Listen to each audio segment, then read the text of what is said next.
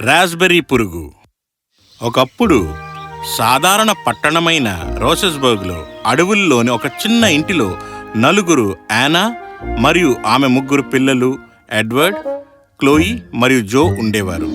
Jam మరియు jelly వంటి పండ్ల సంరక్షణ కోసం వారు రాస్బెర్రీస్ని ఉపయోగించేవారు.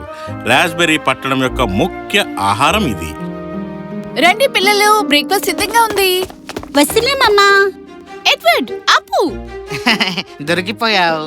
ఇప్పుడు మీరు అన్నం తినండి పిల్లలు. ఎడ్వర్డ్, మీ చెల్లెల్ని ఏడిపించడం ఆపండి. వారంతా తమ అల్పాహారాన్ని తింటున్నప్పుడు క్లోయి గట్టిగా అరిచాడు. ఏమైంది? ఇదో పురుగు. ఇది ఎక్కడి నుంచి వచ్చింది? ఇది రాస్బెర్రీ పై ఉంది, చాలా పెద్దది. దాన్ని చంపే, నేను దాన్ని తొక్కేస్తాను. ఎడ్వర్డ్, వద్దు, అలా చెయ్యొద్దు. ఇంకా క్లోయి, ఒక చిన్న పురుగు మీద ఎందుకంత రాచ్చా? దాన్ని పక్కన పెట్టండి. క్లోయి ఒక రాస్బెర్రీ ఆకు తీసుకుని దానిపై పురుగును జాగ్రత్తగా లాగాడు. పురుగు భద్రతకు సాయపడటానికి ఆమె జోతో కలిసి యార్డ్లోకి వెళ్ళింది. క్లోయి, అక్కడ చూడు, ఒక పిచ్చుక. మనం ఈ చిన్న వామ్ని వదిలేస్తే పిచ్చుక దాన్ని వచ్చి ఎప్పుడైనా తింటుంది. అప్పుడు మన అడవికి వెళ్దాం, అక్కడ దాన్ని వదిలేయచ్చు. బాలికలు అడవిలోకి వెళ్లి ఒక చిన్న రాస్బెర్రీ బుష్ ని కనుగొన్నారు. అక్కడ వారు చిన్న పురుగుని విడిపించారు. చిన్న వామికి ఇది సరైన చోటు. ఈ ముదురు ఎరుపు పైకప్పు పైన ఉండడం ఎంత మంచిదో. చాలా అందమైన చెట్లు ఇంకా పువ్వులతో కప్పిపడింది. వారు ఇంటికి తిరిగి వచ్చారు మరియు రాత్రి తర్వాత వారందరూ విందు కోసం కూర్చొని వారి రుచికరమైన శాండ్విచ్లు మరియు రుచికరమైన రాస్బెర్రీ మరియు క్రీమ్ను వారి హృదయ కంటెంట్కు తిన్నారు. రాస్బెర్రీస్ అన్నీ పూర్తయ్యే వరకు వారు తింటూనే ఉన్నారు మరియు దాని యొక్క ప్రతి కాటును ఆనందించండి. మనం అన్ని రాస్బెర్రీస్ పూర్తి చేసినట్లు అనిపిస్తుంది. ఇంకా ఇప్పుడు శీతాకాలం కోసం రక్షించడానికి మనకి ఎవరూ లేరు. జో ఇంకా నేను రేపు అడవుల్లోకి వెళ్ళి మరికొన్ని రాస్బెర్రీస్ తెచ్చుకుంటామమ్మా. బాగుంది. అప్పుడు మీరు తాజా బెర్రీలను ఎంచుకున్నారని నిర్ధారించుకోండి. సరే అమ్మా. మరుసటి రోజు క్లోయి మరియు జో తాజా మరియు జ్యూసీ బెర్రీలను తీయటానికి వుడ్స్కు వెళ్ళడానికి సిద్ధంగా ఉన్నారు. క్లోయి నీలిరంగు బుట్ట మరియు పసుపు రంగు జో. సురక్షితంగా ఉండండి అమ్మాయిలు. ఇంకా సూర్యాస్తమం ముందు ఇంట్లో ఉండేలా చూసుకోండి. తరువాత అడవుల్లో ఇది సురక్షితం కాదని మీకు తెలుసు. ఇంకా రాస్బెర్రీని అడిగినట్టు చెప్పండి. ఇంకోసారి నేను దాన్ని చూసినట్టయితే దాన్ని నేను తినేస్తాను. అందువల్ల క్లోయి మరియు జో అడవుల్లోకి వెళ్లారు.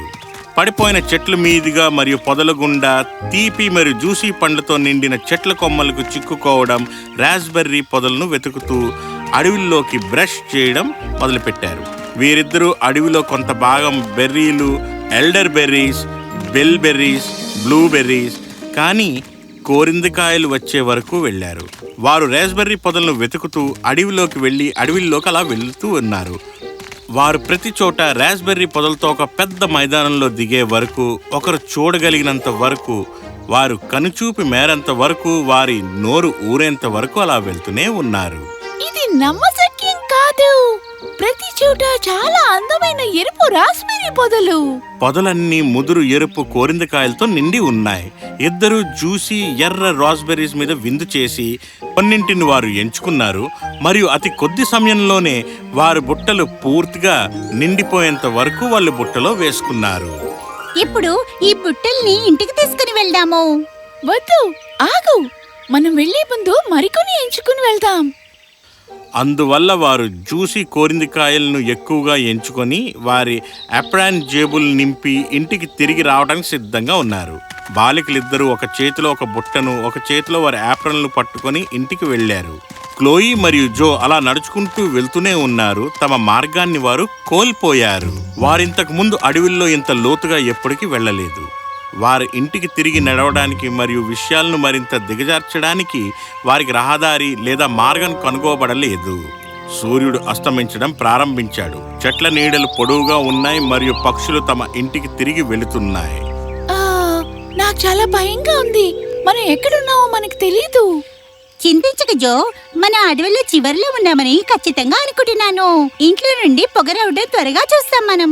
వారు అడవిలో ఇలా తిరుగుతూ ఉండడంతో అది చీకటిగా మారింది మరియు వారు మరింతగా భయపడ్డారు. వారు ఇలా నడుస్తూ వెళుతూ ఉండగా హఠాత్తుగా వారి ముందు ఒక చిన్న ఫేరీ వచ్చి నిలబడింది. చిన్నారులు ఆశ్చర్యపోయారు. ఆవ్! ఫెయిరీ. హలో. ఆ ఫేరీ వాళ్ళని అనుసరించమని వారికి సైగ చేసి కొంచెం ముందుకు వెళ్ళి వారు అనుసరించే వరకు ఎదురు చూస్తున్న వారి వైపు తిరిగి చూసింది.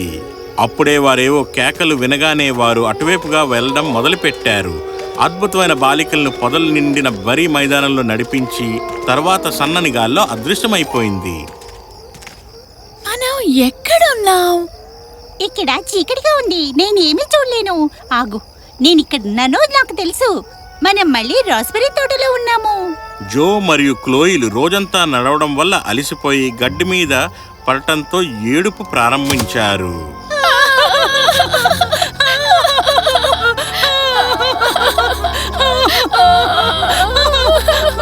నాకు భయంగా ఉంది, చాలా ఆకలిస్తుంది. ఇప్పుడు తినడానికి శాండ్విచ్ ఉంటే బాగుంటుందనిపిస్తోంది. ఆమె అలా చెప్పగానే ఆమె చేతిలో ఏదో వచ్చి పడింది. ఎంత అద్భుతం! నా చేతిలో శాండ్విచ్ ఉంది. నా దగ్గర కూడా ఒకటి ఉంది. ఒకవేళ మన దగ్గర పాల గ్లాస్ ఒకటి ఉంటే ఎంత బాగుంటుంది కదా. ఆమె తన వాక్యాన్ని పూర్తి చెయ్యక ముందే ఆమె తన చిన్న చేతుల పట్టులో ఏదో అనుభూతిని చెందింది. జోయి, నా చేతుల్లో కూడా ఒక గ్లాస్ పాలున్నాయి. ఇది ఎంతో అద్భుతం. నా దగ్గర కూడా ఒకటి ఉంది. నాకు తెలుసు, మనకి దారి చూపించిన మంచి ఫెయిరీ పని అయి ఉంటుంది. ఈ విధంగా బాలికలు ఆ బ్రెడ్ తిని పాలు తాగి వారి ఆకలిని తీర్చుకున్నారు. ఇప్పుడు మనం నిద్రించడానికి మంచి స్థలం ఉంటే బాగుండు.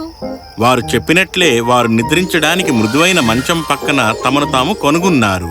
అందువల్ల జోయి మరియు క్లోయి తమను తాము కవర్ చేసుకుని రాత్రిపూట నిద్రపోయారు.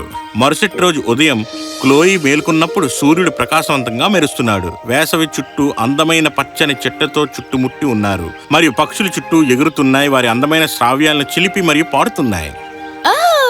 చాలా అందంగా ఉంది. అందమైన రాస్బెర్రీ పొదలతో చుట్టుముట్టుబడిన అడవుల్లో నిద్రించడానికి ఎంతో బాగుంది. క్లోయి, లే.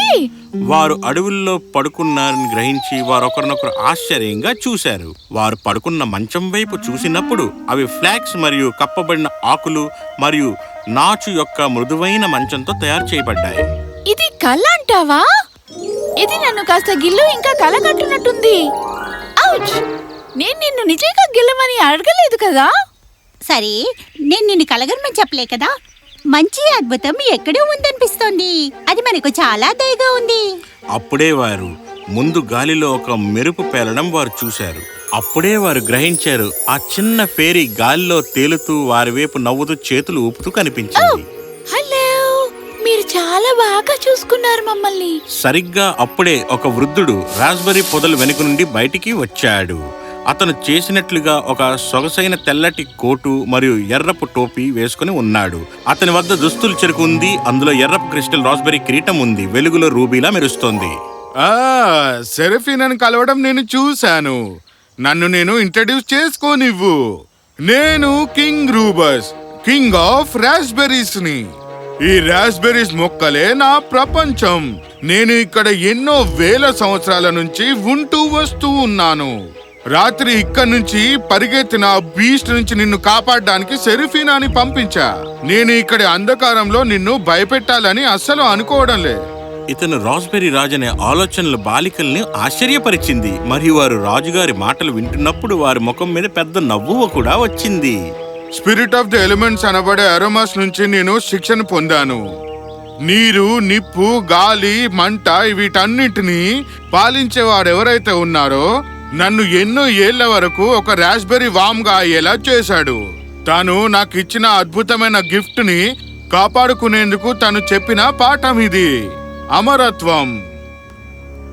అందువల్ల అతను రాస్బెర్రీ పురుగుగా మారిన రోజు ఎలా ఉందో అమ్మాయిలకు చెప్పాడు మరియు క్లోయి ప్లేట్లోకి దిగిన రాస్బెర్రీతో తీసుకుని వెళ్ళాడు. నన్ను ఎవరైనా తినేయవచ్చు లేక తొక్కేయవచ్చు, మిమ్మల్ని కాపాడే విషయంలోను. మీరు నన్ను లీఫ్ మీదకి డ్రాగ్ చేసేప్పుడు నా కాలు మెలిక పడింది, నా జోళ్లలో దెబ్బ తగిలింది. నన్ను సూర్యోదయం అయ్యే వరకు మీరు నన్ను పొదల్లోనే ఉంచి వెళ్ళిపోయారు. నేనెప్పుడైతే నా మామూలు రూపంలోకి వచ్చానో అప్పుడు మీకోసం నేను వెతికాను. నా జీవితం కాపాడినందుకు మీకు ధన్యవాదాలు చెప్పడానికి, ఇంకా మీ మంచితనానికి మంచి గిఫ్ట్ ఇవ్వడానికి. కానీ అప్పుడే నేను మిమ్మల్ని మా రాజ్యంలో చూశాను. నేను మీకు ధన్యవాదాలు చెప్పడానికి వచ్చాను, మిమ్మల్ని భయపెట్టకుండా. అతను అన్నాడు వీరితో పాటుగా సెరీఫినాను కూడా పంపిస్తానని, తాను వీరిని సురక్షితంగా వారి ఇంటికి తీసుకువెళ్తుంది అని చెప్పాడు. మమ్మల్ని సురక్షితంగా ఉంచినందుకు చాలా ధన్యవాదాలు సార్. ఏం పర్వాలేదు చిన్నపిల్లలారా, మీరు ఇంటికి వెళ్ళేసరికి మీకోసం మంచి గిఫ్ట్లు వెయిట్ చేస్తూ ఉంటాయి. ఇంకా ఎడ్వర్డ్ కి చెప్పండి, నెక్స్ట్ టైం నేను తనని చూస్తే నేనే తనని తినేస్తానని. ఆ, దయచేసి అలా అనవద్దు.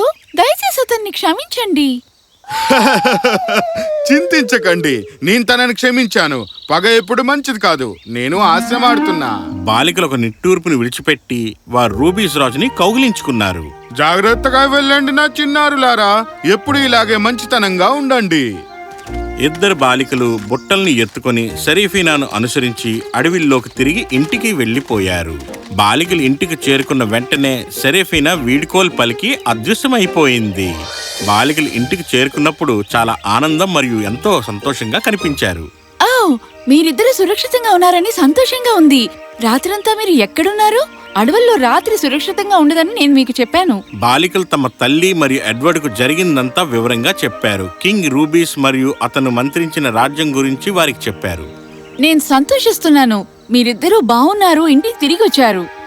ఓ, ఒక వృద్ధుడు ఇవాళ మన వద్దకి వచ్చాడు, మీకోసం ఇది ఇచ్చాడు. వారు బుట్టలో చూసినప్పుడు రాస్బెర్రీస్ ఆకారంలో తలతల మెరుస్తూ ఎర్రటి రాళ్లతో నిండిన 2 అందమైన కంకణాల్ని వారు చూశారు. వావ్, ఇది చాలా అందంగా ఉంది. ఎడ్వర్డ్, మీకోసం కూడా ఉంది. ఇది రాస్బెర్రీ వర్మ్ ఆకారంలో వెండి బ్రూచ్. ఎడ్వర్డ్ చాలా సిగ్గుపడ్డాడు మరియు తనకి అర్థమైంది మరియు తను ఎప్పుడూ మరొక జీవిని హాని చేయకూడదని మరియు ఎల్లప్పుడూ దయగలిగి ఉండాలి అని. చాలా బాగుంది. ఇప్పుడు వెళ్ళి నేను డిన్నర్ రెడీ చేస్తాను. పిల్లలు, మీరు స్నానం చేసి రండి, మంచి బట్టలు వేసుకురండి. అలా అని వారి తల్లి కిచెన్లోకి వెళ్ళినప్పుడు ఆమె ఆశ్చర్యపోయింది టేబుల్ మీద 10 ఎర్రటి రాస్బెర్రీస్తో నిండి ఉన్న బుట్టల్ని చూసి. తాను అనుకుంది ఇవి ఇక్కడికి ఎలా వచ్చాయని, కానీ ఆమె గ్రహించింది ఇది రాస్బెర్రీ రాజు నుంచి బహుమతి అని. అందువల్ల వారందరూ తమ రాస్బెర్రీ సంరక్షణని తయారు చేసుకున్నారు. ఇంకా ఎక్కువగా ఉన్నందువల్ల వారు డజన్ చెప్పున జామ్ బాటిల్ని అమ్మడం ప్రారంభించారు. చివరికి మీరు ఇతరులతో దయ చూపిస్తే ఇది ఎవరితో సంబంధం లేకుండా మీకు ప్రతిఫలంగా దయ లభిస్తుంది అని తెలుసుకున్నారు.